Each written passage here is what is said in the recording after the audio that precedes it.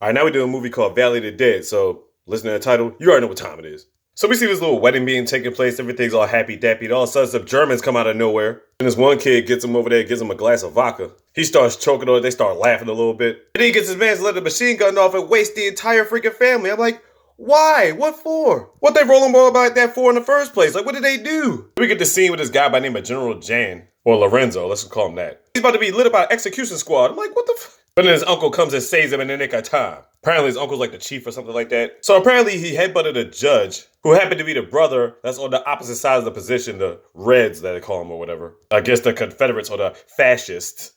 Faces an ongoing war back and forth. It's like the Hatfields and McCoys. They always got beef. So the colonel wants them to go in this area called the Six. Lorenzo's thinking to himself, if I'm caught over there, I'm dead as shit. Uncle's like, look, man, don't worry about it. Use your ingenuity and all that other stuff. Oh, and I'm bringing somebody along with you since you can't drive. Got some little kid with him named Decruz. They get him out of jail to bring him over there. Now, what did he do to get in jail? Who knows? He was like a 17-year-old kid. He don't really do a whole lot of fighting. The thing is, he knows a lot about sounds, though. He can tell exactly what kind of vehicle is being driven just by the sound of it. We talk about, like, you know what I'm saying, motorcycles, airplanes, all that shit. So as they're driving, they get to this one checkpoint. And because they don't show any fear, and they're also with a general, they're able to get past the checkpoint.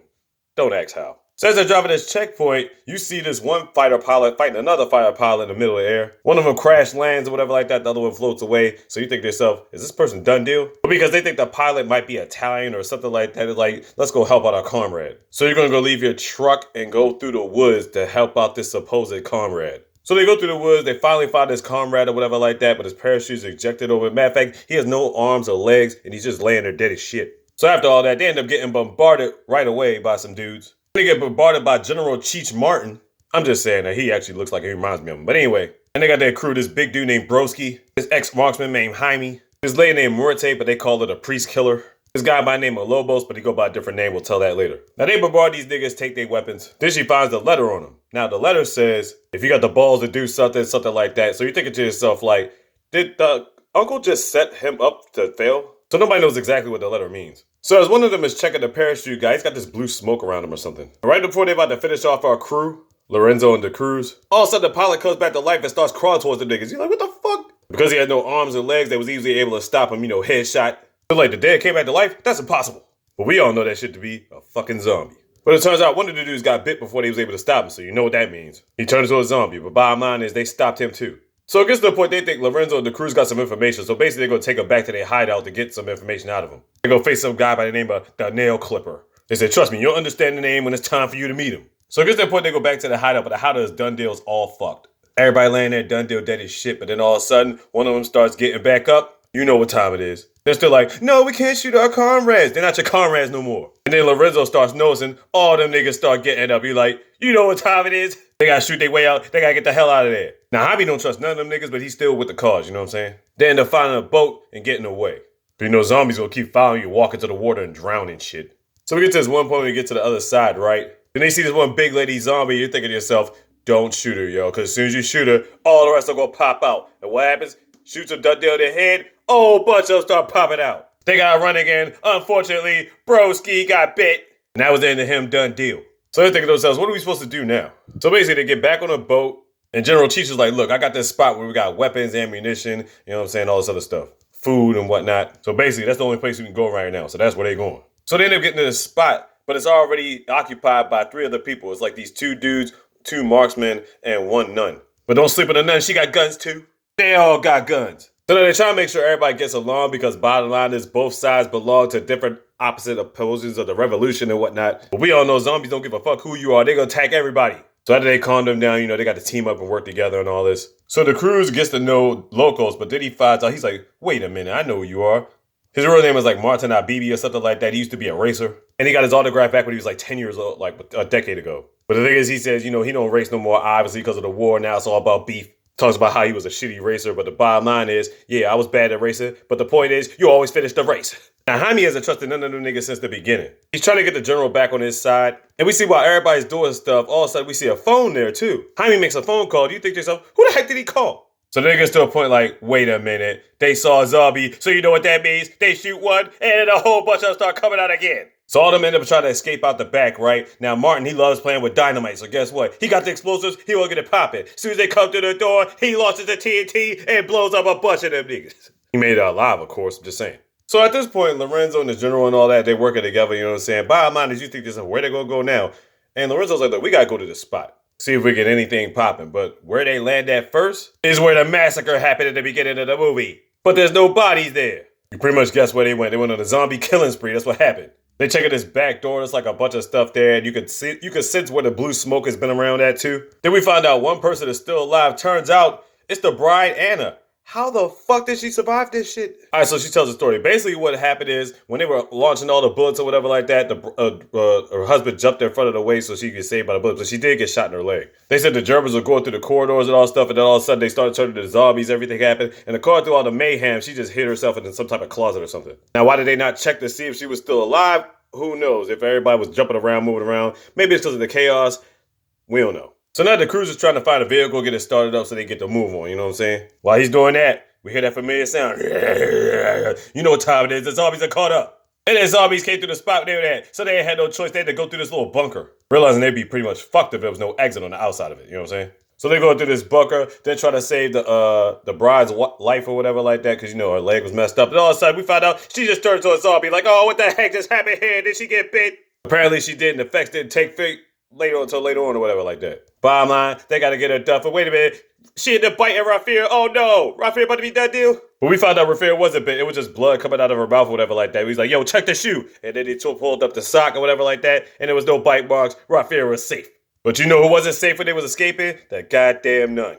I don't even know when at what point in time she got bit. But bottom line is she got bit. You know, the general was kind of feeling her whatever at the time, you know what I'm saying? And then she pulled out a shotgun, started duffing niggas with bottom line. She knew she was going to get duffed too. Now, there's one thing I forgot to mention. Now, back at this spot before the zombies came through, Jaime saw some plans or whatever like that for this blue smoke or whatever. Turns out he's thinking to himself, that's the ultimate weapon, that's the antidote or whatever like that. Now, he was talking to the general before this, talking about betraying Lorenzo and Decruz after the fact, you know what I'm saying? Because, you know, he was trying to do things. So it got to the point where Jaime was going to make his move. He was like, yo, enough of this crap. He's like, General, you coming along, man? We gotta sort this stuff out, you know what I'm saying? We got plans how to wipe out the whole other side, you know what I'm saying? Just unleash this demon-infested stuff around. And while he was talking, he was like heading outside, right? Awesome, before he could finish his speech, all these freaking zombies came through and started snacking on him, done deal. It was like, oh, forget your plans. And then that's when they just locked the door and then they went down into the little basement part. So now that happened, there was an exit out, you know what I'm saying? They was able to get to the truck. So they pretty much get everybody to safety. Decruz is driving, but what people don't know is, if you look at his other arm, nobody could see it because it was hanging out the other side of the door or whatever like that. His other arm was dripping blood. You know what that means? So Lorenzo and the boys, they finally get to this camp. So what he's going to do is try to convince them that his people need to survive, you know what I'm saying? Even though they're not with the same rank with them, you know what I'm saying? Opposite sides of the war, but bottom line is they came together and they fought through all these zombies and infestations and all that. So he goes up to the gate, and who appears at the gate? The Führer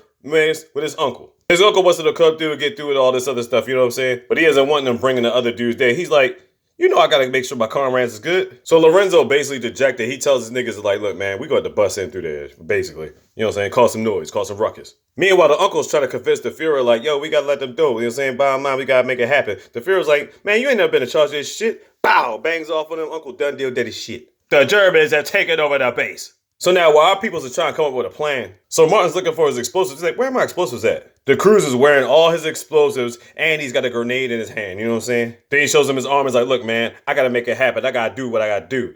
Lorenzo's like, oh, shit. Then Martin gives him this touching moment. He's like, look, man, I kept the pen and pad, the paper that I wrote your autograph on the entire time. I kept that same book, dog. You already knew what time it was then. He was basically going to use himself to blow up the front gate so they could get inside the daggone cave. So he's like stuttering towards the gate. He ends up getting shot. And of course, he turns into a zombie for real this time. And he gets all the way up to the gate. And he ends up getting shot in his head. But then at the same time, lets go of the grenade and it blows up everything in the front gate. And all them niggas get duffed. The crew's about to start off as a coward, but he ended up with the bravery. I mean, the fact that he knew he was going to die anyway, he's like, he might as well help his comrades out while he's doing this. So bottom line is, yeah, he got to pop it. And now they about to go to the cave, and they better hurry up, because all of a sudden, all you see over the mountain is a ridiculous amount of zombies just about to pop out of the door. Like, where did they come from? So they get in there, they start lacing everybody, and then the zombies coming through, lacing niggas too. The priest killer, Lorenzo, and the captain or whatever like that, they get to a predicament or whatever like that. Then you see the sniper, bah, bah, bah, Raphael's on top of the train, giving them the business. That's what's up. And it's where Eustace and Martin end up getting stuck in a car together. But the car won't start. You already know what time it is. They get their smokes out. They're like, man, let's tote one up. You already know what it is. And then they realize the truck that they're in, when they look at the back, is full of explosives. So you're like, hey, let's go out with a bang. And they go out blowing up niggas. They done deal. So at this point, it's the general, it's Lorenzo, it's the priest killer, and Rafir. The general's gonna get to the front of the train so he can start the train up and get it moving. While a two loving couple or whatever like that goes to find this so-called formula that is supposed to be out. You know, the antidote for all this shit. They go inside the train, they end up finding the fueler, but guess what? The fueler says, there's no antidote. He's like pumping himself with this like energy source or whatever like that. So you're thinking it's something about to pop off, right? But then the priest killer just bangs him in his head, it's done deal, that's it. Like, that's all there is for the fueler? What a waste! I mean, he should have got duffed out, but bottom line is, he's like the main boss villain. He should have became like some super zombie or something like that. They were like, nah, fuck all that. Bow, you're done. That's it. And all the zombies start coming to this thing, and they gotta trap themselves in some type of container or something like that. But eventually the zombies are gonna try to break through the glass. So, you know, they get that little soft moment, whatever. They about to kiss and all that. Meanwhile, the zombies are getting too close to the general and everything like that. The general starts up the train, though, and he basically does himself in done deal. Now, at one point, Rafir got pulled off the top of the train. Was like, no, he's about to be done deal for real this time. No. But then all of a sudden, some airplanes, they had to bomb into place. So I think they said they were going to do that. Whoever did it. Anyway. The priest killer Lorenzo somehow made it out alive, and somehow Rafir wasn't knocked off either. He was just sitting on top of the train. I'm like, what? They some survivors. Now, this containment unit they were sitting in, I'm thinking to myself, like, yeah, it looks like it could be potent or whatever like that, but this ain't no goddamn refrigerator from, like, you know what I'm saying, Indiana Jones movie part 4 or something, you know what I'm saying? Like, it still had glass in it. It was still like a regular type of container. How the fuck they survived that shit? I don't get it. Well, anyway, she gets them to their destination because it's just them two. Rafir went about his business, I guess. I don't know what he's doing. You get this soft moment where they could be together, whatever like that. But the thing is, she talked about she gonna go to France. He's like, really? You think they said, will they ever meet again? Who knows? She ends up riding a motorcycle to France, and he ends up going to this town. And that's the end of the movie.